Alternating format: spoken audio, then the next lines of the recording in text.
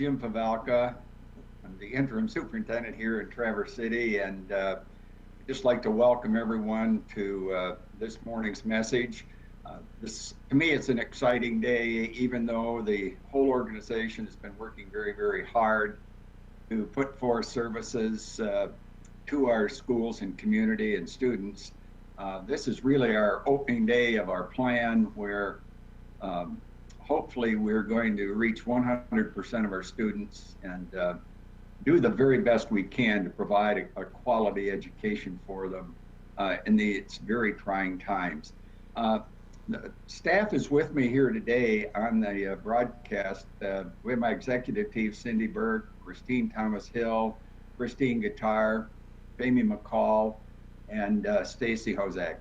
I just want to publicly commend these people for working on behalf of the school district and the community to ensure that we have a leadership team in place that's going to do the very, very best we can.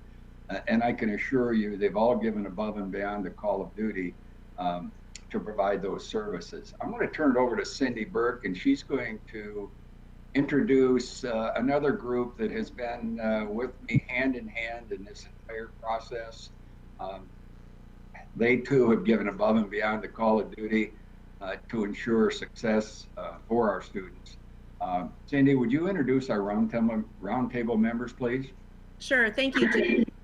So it's my pleasure to introduce our roundtable meeting members. They include Jeff Adamick. Jeff is our president of the AFSCME bargaining unit that represents custodians and maintenance. Jeff, you want to say hi? Hi, everybody. Hope you're doing well. Thank you, Jeff. Next up, we have Trish Hackett. Trish is our president of the Food Service Employees Association, FSCA, representing our food service employees. Now, she is joining us by phone. Trish, can you hear us? Can you say hello?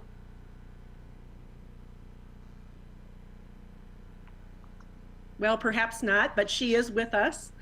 Next up is Deborah Jones. Deb is the president of the TCTA, representing our bus drivers. Good morning. And Deb's out delivering meals today, right, Deb? I am. Thanks for all you're doing. Thank you. Next up, we have Julie Neske. Julie is the president of TC CAPSA, which represents our administrative assistants, parapros, and library media parapros. Julie, you want to say hi? Hi, everyone. Thanks, Julie. Next up, we have Allison McBride Culver. Allison is the president of the TCEA, representing our educators and teachers. Allison? Good morning, everyone. And then finally, we have Dan Teisworth, president of the TCAA, representing our administrators. Morning, Dan. Good morning. Thank you all for being here. Thank you, Cindy.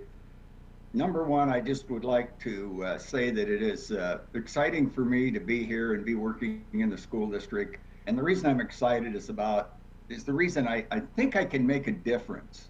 I'm trying to have a positive attitude about this whole situation.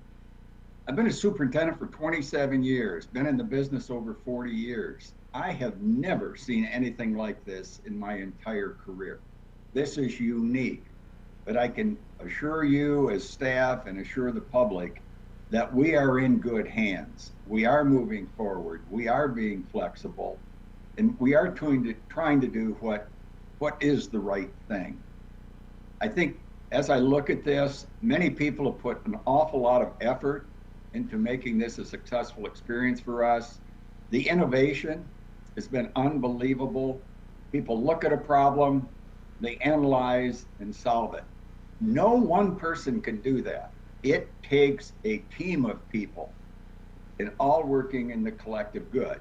And as long as we have that positive attitude, we are going to be successful. We're teachers. I've always told people, I'm a teacher. My wife was a teacher. My daughter's a teacher. I know what it's like to be a teacher. And as a teacher, not only do we want to impart knowledge on our students, we care. We care about our students, we care about our colleagues, and we care about our community. And being a caring person in a caring profession helps move us through these very, very trying times. One of the things I'd like to talk to staff about, things are different. We're trying to deliver instruction in a way that we never have before. And I just want to assure you, nobody is looking for perfection. We are going to make mistakes. We're going to have to analyze those mistakes, correct them, and move forward.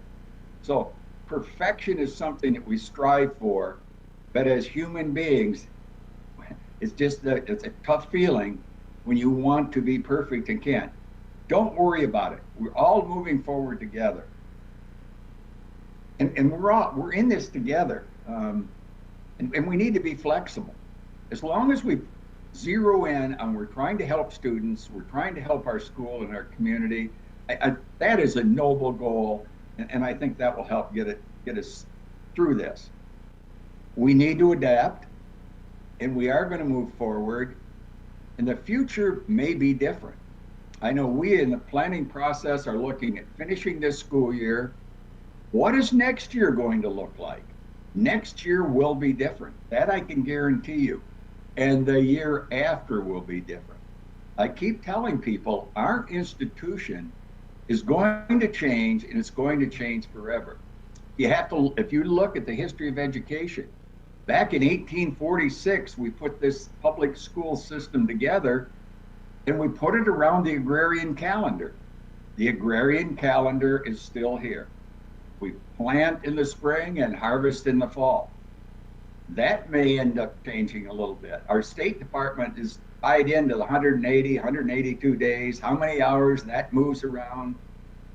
That we're going to have flexibility in that if we're going to innovate and move forward and prepare for whatever's next for us.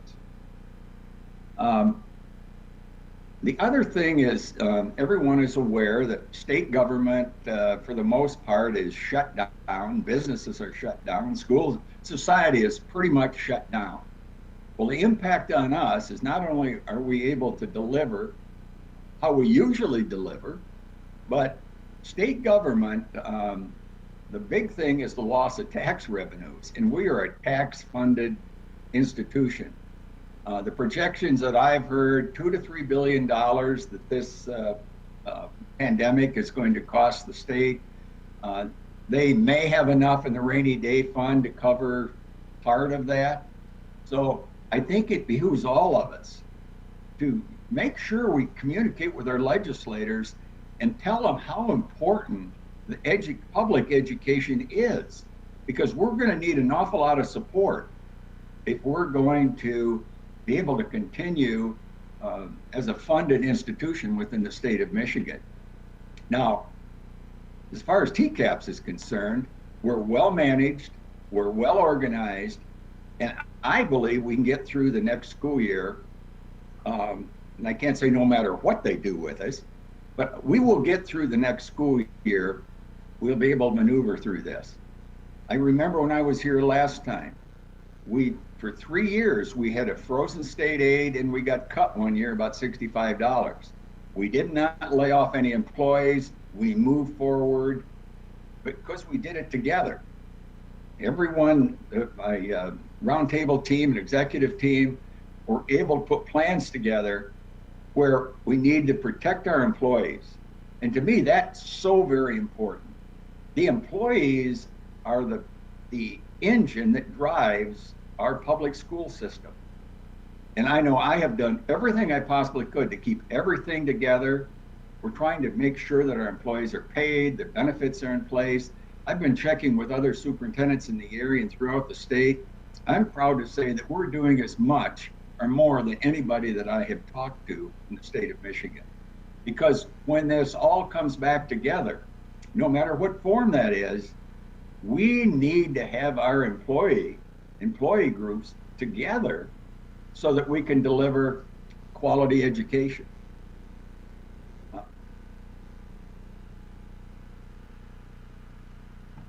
I think now, Cindy, is a good time for you to have the roundtable individuals talk to me about questions that have been submitted. Okay, great. So we're going to start with Jeff Adamick, who has a couple of questions that were submitted from, we believe, custodians over the weekend. Jeff? Yeah, Jim. Can the custodial crews possibly get back to the buildings before summer clean time and get started on cleaning and possible minor repairs and things like that? And Jeff, Yeah. this is sound check. Can you please repeat that and speak directly into your audio, your microphone?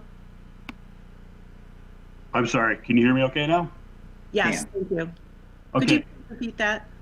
Yep. Can the custodial crews possibly get back into buildings before our normal summer clean time?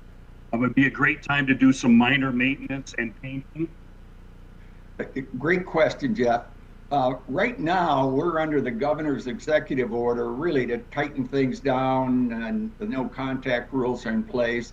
In 10 days, she's coming out with another executive order, and I'm hopeful that she will loosen things up a little bit and we can get back to some degree of normalcy. If we're able to, that will happen. We would love to have our crews back in the building to do all of the catch-up cleaning that needs to be done and the minor repairs. So if it is at all possible, that will happen, yes.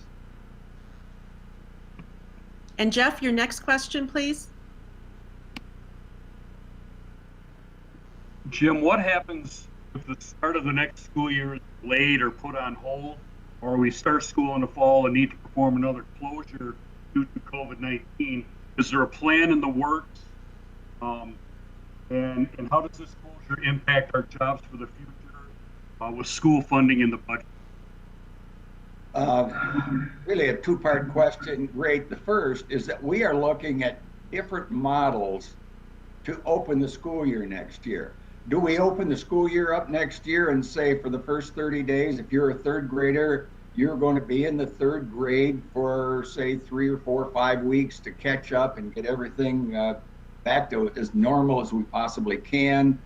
Will we start the school year just like we would any other school year and have the teachers work with other teachers to try to deliver any essential elements of the curriculum that weren't delivered?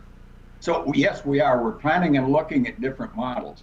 There could be a model that says we're closed again and we're not going to open up till the 1st of November. And what we would do is we will do as much as we can if there's a no contact, if the no contacts orders have been loosened up, maybe our custodians and staff can come in and do work within the buildings. Maybe they just don't want the children in the buildings, but we'll work through that. Jeff, and I'm going to say it again and again and again. My number one priority is the preservation of our staff and our jobs. As long as we have 1 penny of state aid coming in, that's going to go to our staff. We want that staff together. I can't say, okay, we're going to lay off half of our staff and then all of a sudden in 2 weeks start up again. That won't happen. I'm doing that because our children need our staff. Our district needs our staff. So staff will be the number one priority as long as we have any state aid coming in. That I can assure you. Okay, Thank you, Jim. Allison, you have the next several questions. Very good. Let's just do a quick check on my audio and make sure that that's up and running okay. Can you hear me? We can, Yes. very clearly. All right, very good. Well, I think Jim really addressed the first question that I have here about if schools are, if we continue to need to deliver instruction online, will the district be looking at laying off any teachers? No. I've been through many very difficult times in my career, and the last thing that we want to do is lay off teachers or employees. We will, like I said, as long as we have 1 penny of state aid coming in, that money is going to go to keep our staff together. So preservation of staff is my number one priority. Great. Knowing that this is rather early to talk about the 2021 school year, I know that is happening. So when can we anticipate information about what the upcoming year would look like? I would say, Allison, we may be able to start as soon as the next executive order comes out. Because the executive orders are predicated on her looking at what the disease is doing and what the projection models are for that. And there are a lot of those models out there.